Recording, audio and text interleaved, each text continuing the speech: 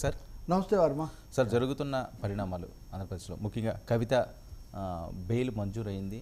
సుదీర్ఘంగా ఇన్ని రోజులు ఆవిడ చాలాసార్లు అస్వస్థతకు లోనయ్యారు, ఇబ్బందులు పడ్డారు. ఎట్టకేలకి బీఆర్ఎస్ శ్రేణులను ముఖ్యంగా కేసీఆర్ కుటుంబంలో కాస్త ఆనందం ఈరోజు చూసే పరిస్థితి. వాస్తవంగా ఇది కేవలం కేసీఆర్ లేదా బీఆర్ఎస్ కోణం ఒకటే కాదు, దేశవ్యాపితంగా కూడా తమను వ్యతిరేకించే పార్టీలకు సంబంధించిన వాళ్ళని ఏదో కేసులో పెట్టడం అనేది ఒక జరుగుతుంది. త్రిశూల వ్యూహం అని ఇది జరుగుతుంది.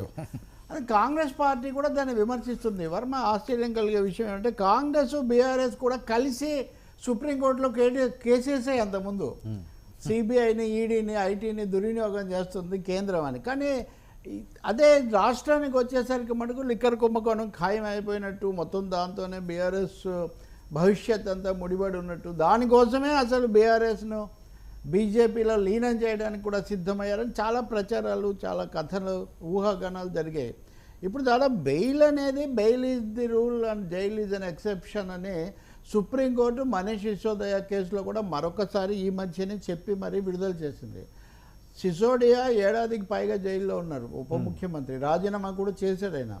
తర్వాత అరవింద్ కేజ్రీవాల్ ముఖ్యమంత్రి, ఆయన కూడా జైల్లో ఉండి బెయిల్ మీద వచ్చి ఎన్నికల ప్రచారం చేసి మళ్ళీ వెళ్ళారు. ఆయనకు మళ్ళీ బెయిల్ రావాల్సి ఉంది. ఈ క్రమంలో కవితకు బెయిల్ రాకపోవడం అప్పటికప్పుడు అయితే రాదు, నేను చాలాసార్లు చెప్పా. కానీ సిసోడియాకి ఇచ్చిన తర్వాత కవితకు ఇవ్వకపోవడానికి ఇంకా కారణం ఏమీ లేదు. ఎందుకంటే ప్రభుత్వంలో ఉప ముఖ్యమంత్రిగా కీలక పాత్రధారి.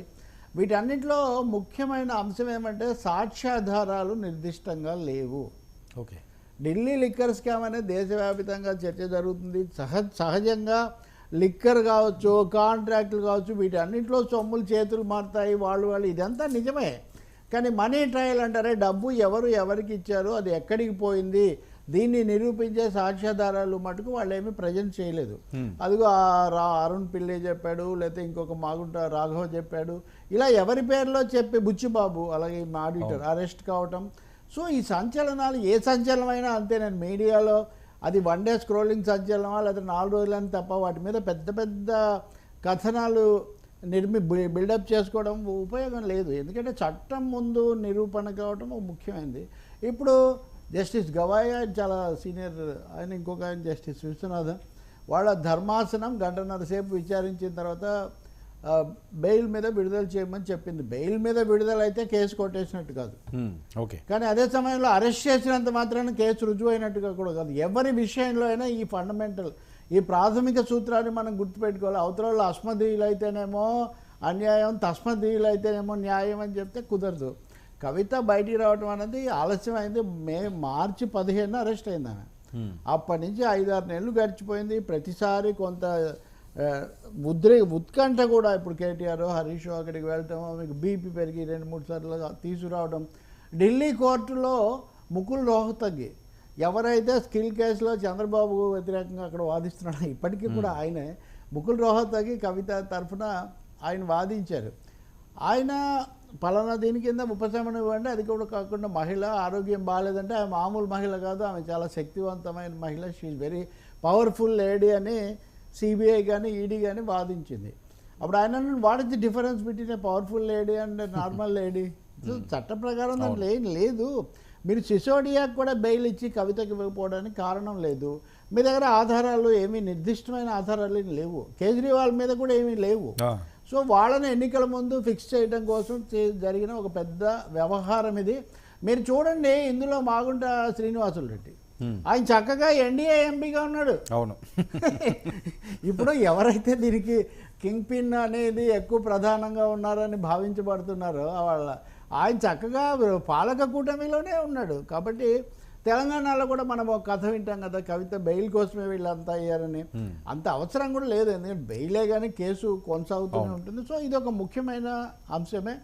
బహుశా ఇప్పుడు వాళ్ళు బయటికి రావడం ఈరోజు జరుగుతుందా రేపు జరుగుతుందా అనేది ఎట్లా ఉన్నా, జడ్జి కూడా చాలా ప్రశ్నలు వేశారు. మీ దగ్గర ఆధారాలు ఏమున్నాయి, మీరు ఏం సంపాదించారు, మీరు ఏం చెప్తున్నారు, ఎంతసేపటికి ఆధారాలు ఎందుకు లేవు అంటే ఆమె అన్నీ డెలీట్ చేశారు మెసేజెస్ డెలీట్ చేయడం నార్మలే కదా. మెసేజెస్ డెలీట్ చేయకూడదని మీరు ఎలా చెప్తారు? ఫోన్లు మార్చారు, ఎన్ని ఫోన్లు మార్చాలి మార్చకూడదు అనే దాని మీద ఏమైనా నిబంధనలు ఉందా? సో చట్టము, న్యాయము, లేకపోతే రాజకీయము ఇవన్నీ చాలా వేరు ఫోన్ ఆధారాలు కావాలి కదండి ఫైనల్ ఆధారాలు కావాలి. ఆయన ఫోన్లు మార్చారు, పగలగొట్టారు, ఇవన్నీ 12 ఫోన్లు మార్చారు. అప్పుడు పెద్ద చర్చ.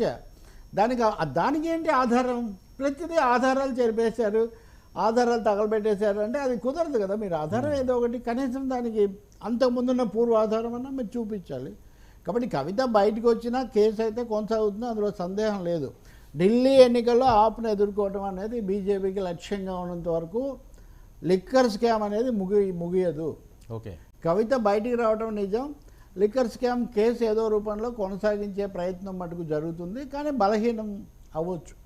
ఎందుకంటే సుప్రీంకోర్టు న్యాయమూర్తి కూడా ప్రశ్నించారు, మనీ ట్రయల్ డబ్బు చేతులు మారిన ముడుపులు ఎక్కడి నుంచి ఎటు పయనించాయో చెప్పండి అని. వాళ్ళ ఆరోపణ ఏంటి? మాగంటి శ్రీనివాసులు డబ్బులు ఇచ్చారని కవిత ఆరోపించారని వీళ్ళు అంటారు. మరి ఆయన మీ దగ్గరే ఉన్నారు కదా, మరి ఆయన ఏం అడగట్లేదు కదా. సో ఇలాంటి చాలా ప్రశ్నలు ఉన్నాయి. ఇప్పటికే బిలేటెడ్ బెయిల్ ఇది వాస్తవంగా. ఇంకా కేజ్రీవాల్ ఇంకా కొంతమంది ఉన్నారు. దీని ప్రభావం వేరే కేసుల మీద కూడా పడుతుంది. మీరు కొద్ది రోజుల కింద చూస్తే హేమంత్ సోరెన్ జార్ఖండ్ ముఖ్యమంత్రి కూడా జైల్లో నుంచి బయటకు వచ్చారు. బయటకు వచ్చిన తర్వాత ఆయన లేనప్పుడు ముఖ్యమంత్రిగా ఉన్న చంపా సోరెన్ను చేర్చుకోవడానికి బీజేపీ ప్రయత్నిస్తుంది. చాలా బాహాటంగా సాగుతున్న రాజకీయం ఇది. కాబట్టి ఇప్పుడు కవిత రావడం మీద చాలా కామెంట్స్ వస్తాయి సహజంగా. ఒకటేమో కేసీఆర్ లొంగిపోయారు, లేకపోతే బీఆర్ఎస్ లొంగిపోయింది, రాజీ పడ్డారు, అందుకనే విడుదల చేశారు అని వస్తాయి. దాన్ని న్యూట్రల్ చేయడానికి బీజేపీ నాయకులు ఇంకా తీవ్రంగా వాళ్ళు కూడా మాట్లాడతారు. ఈ రాజకీయ నాటకం కొనసాగుతూ ఉంటుంది, మనం మాట్లాడుతూ ఉంటాం. కానీ పరిణామాలు కోర్టులు అయితే కొన్ని కొలబద్దల ప్రకారం వ్యవహరిస్తాయి. ఇప్పుడు ఒక అంశం స్పష్టమైంది. తెలుగు రాజకీయాల్లో బెయిల్ మీద రావడం అన్నది ఒక వివాదాస్పదమైన అంశంగా మార్చబడింది. బెయిల్ మీద రావడం తప్పు కాదు, బెయిల్ రాజ్యాంగపరమైన హక్కు. ఇప్పుడు సాయిబాబా ఉన్నాడు, వీళ్ళ సంగతి ఎందుకు, మావోయిస్టు సానుభూతి పరుడని ఆయన జైల్లో పెట్టారు. పాపం పెద్ద ప్రొఫెసరు, మేధావి, శారీరక లోపం ఉన్న పోరాడుతున్నాడు. ఆయన అలాగే పెట్టిన తర్వాత మొన్న విడుదలయ్యాడు. ఆయన అన్ని చోట్లకు తిరుగుతున్నాడు ఆయన. సో బెయిల్ హక్కును నిలబెట్టుకోవడానికి ఇప్పుడు అందరూ కూడా దీన్ని ఆహ్వానించాల్సిందే. సుప్రీంకోర్టు తీసుకుంటున్న ఈ వైఖరిని. ఓకే, బెయిల్ ఇస్తే ఇన్ఫ్లుయెన్స్ చేసినట్టు, బెయిల్ ఇవ్వకపోతే నేరం చేసినట్టు కాదు. Bail is separate thing, case is separate thing. Okay, ఇక కవిత వచ్చి ఏం చెప్తారు అది చూడాలి. ఇవన్నీ